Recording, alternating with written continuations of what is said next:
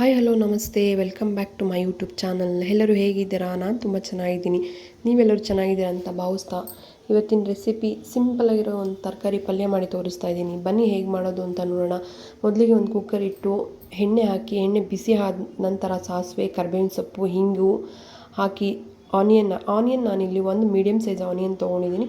Onion ಹಾಕಿ onion ಸ್ವಲ್ಪ ಬಣ್ಣ change ಆದಮೇಲೆ ಹಚ್ಚಿಟ್ಕೊಂಡಿರೋಂಥ ತರಕಾರಿ, ನಾನು ಇಲ್ಲಿ 2 ಥರ ತರಕಾರಿ ತೊಗೊಂಡಿದ್ದೀನಿ. ಒಂದು ತೊಂಡೆಕಾಯಿ ಮತ್ತು ಗೋರಿಕಾಯಿ. ನಿಮ್ಗೆ ಇಷ್ಟವಾದ ತರಕಾರಿ ನೀವು ಯಾವ್ದು ಬೇಕಾದರೂ ತೊಗೋಬೋದು. ನಾನಿಲ್ಲಿ ಈ 2 ತರಕಾರಿನ ಮಿಕ್ಸ್ ಮಾಡಿ ಮಾಡ್ತಾಯಿದ್ದೀನಿ.